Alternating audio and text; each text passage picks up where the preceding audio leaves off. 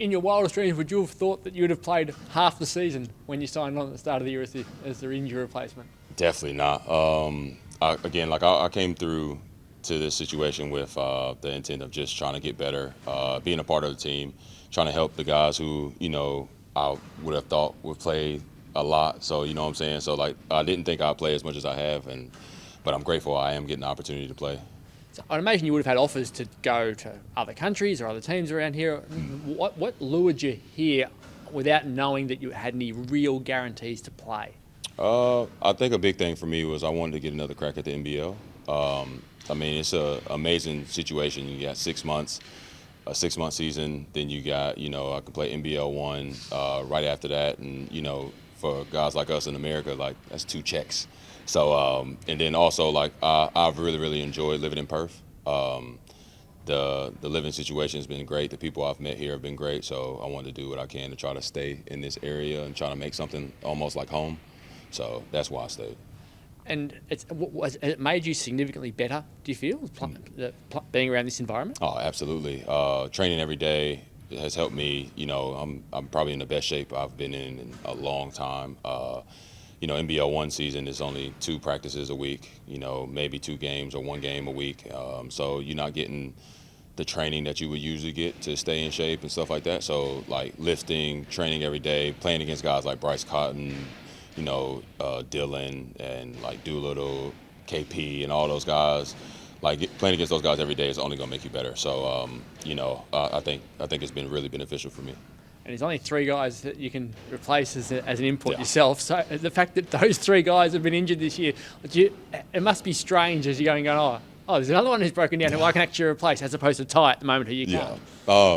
It's definitely weird, especially because I'm really, really cool with those guys. So it's interesting having to be oh, well, yeah, I'll just take your place when you get hurt, you know what I'm saying, or something like that. Or, most people be like, oh, do you hope that someone gets hurt on the team? I never wish that, So I'm super happy when those guys are healthy. I'm super happy to cheer those guys on. So, and I know they would do the same for me. So when I do get the opportunity, I know they back me, 100%. Everyone must be devastated for Ty to miss 6 weeks. It's a big injury. Yeah, we found that out today in film. So, our heart go out to him. He's gonna do everything he can to get himself back, to where he needs to be. We gotta try to take care of business while he's out, and just be there for him when he needs us. How big a blow for the team? So how big of a blow for the team? Oh, it's huge. Ty's a super energy guy. He's another vet on the team, so he helps lead the way for some of the young guys as well. He's a good mentor as well, so it's huge. You know what I'm saying? Having a guy like that go down, but it's another chance for other guys to step up and show what they're capable of. So just got to go with it. Some people wouldn't enjoy the not knowing as to whether or not they're going to play, but it sort of seems as though you've been ready when they've needed you. What's been your mental approach to each of the games? Kind of just taking it, every week that we have a game, I kind of take it as if I'm going to play. Even if I don't get the chance to play, I'm still coming in with the same mindset. It's tough, of course, because you don't know. Anything can happen. Somebody can get hurt on the road and you kind of have to go, or somebody can, just not feel well, get sick, anything. So I kind of just got to stay ready. The coaches do a really, really good job of keeping me ready as well. They send out film. They make sure I get in and get workouts in. Even when guys are away, if they go on an away trip, I'm still in here working out with coaches. So they do a really good job of making sure that I do stay ready. But I guess mindset-wise, it's just kind of taking it day by day and just seeing what the next day holds for me. The fact that you have to stay ready, do you think it's made you more thorough maybe with your preparation? Oh, absolutely. It's not a chance to relax, I guess you could say. So, most guys will relax. You feel like you're going to be out for, a couple weeks or however long. For my thought, I was going to be sitting the bench the whole season. So it's plenty of chances to relax or get complacent and stuff like that. But I feel like with the situation that I'm in right now, I can't. So it's been really, really good for me to keep a good headspace. You mentioned Bryce just before. He's been in white-hot form. What's he been like to train against, and how has he made you a better player? Oh, he's annoying. Chasing him around in practice every day. He's an amazing player, amazing person as well.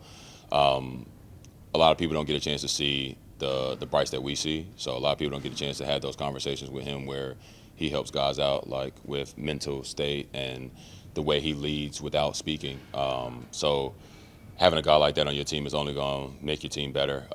There's a lot of things we got to clean up defensively, but offensively, he is everything for us. So having a guy score 40 points a freaking game is unbelievable, and it's actually crazy to see. And I tell him every day, I'm like, don't do that to me in practice. Save it for the game. But even in practice, he's cooking and getting ready for the games and stuff like that. So he's just an amazing player.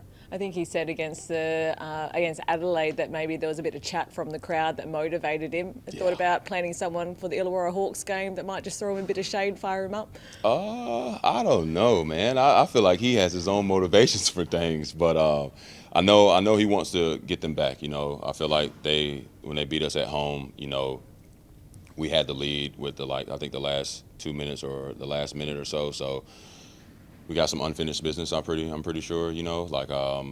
Bryce doesn't like losing. We don't like losing as a team. I know JR hates losing. So it's just a bit of unfinished business. I know he's going to be motivated. I know the rest of the team will be motivated as well. You didn't play the last game against the Hawks. What have you made of their season, though, and what are you looking forward to being able to get out there on the court against them? Oh, man, they're an amazing team from top to bottom. They play hard. They got amazing scores, like a really, really complete team. So for me, it's going out there and just doing what I do, trying to take people away, trying to guard as best as I can, make shots when I get the chance to make shots. Just try to disrupt, excuse my language, I might have messed that up, but mess up what they're doing. So if I can do that, I feel like that's the best thing that I can bring to the table is messing up what they do, getting them out of a rhythm, and then us being as good as we possibly can defensively and offensively. What are your aspirations long term? Are you wanting to make a permanent return to the NBL? Oh, absolutely. If I can, that's the goal. Having a crack at this has been amazing for me. So if I don't get a crack at it next year, at least I know that, I was able to come back and do better than I did my first year and make a name for myself. And that was the biggest thing for me is I wanted to make a name for myself, and I wanted to be able to be a part of a situation where, I could bring my type of energy and my personality and stuff like that to a team. One more on Bryce. We're all, towards the end of the games is when the 40 is a possibility, and you can feel the crowds that are wanting him to do it. You can feel everyone watching wanting him to do it. Do you guys feel that we want to get the ball into his hands to make sure that he can get to that 40? Is it part of the deal? Absolutely. When he's hot, you get him the ball. We do what we can. Like when teams double him, we have to be able to make shots, and that takes a lot of heat off of him as well. When we make shots, it takes heat off of him, and he's able to do what he does. So when he has 30, 40, however much he has, if he's hot, we're going to keep feeding him the ball, keep getting him his shots. He's really good at getting to the foul line. He's really good at just doing his thing. So most of the time, we don't even have to feed him the ball. He gets it. But, I feel like any guy's hot like that, you want to feed him the ball. But does his 40 streak, does that mean a lot to you guys? That you'll do whatever you can late in the game to make sure that he can, if he needs a couple of points here or there, that you can get the ball to him at the right time so he can get 40 again rather than finishing on 36, 37. Yeah, absolutely. We want the best for Bryce no matter what. So if we see him at 35 and, it's within the offense and we can get him something, of course. You know what I'm saying? Bryce is going to find the ball either way. But, for us, it's like, it's not often you get a guy who comes out here and average 40 points in the last 5 games. So if we can keep the streak going, of course.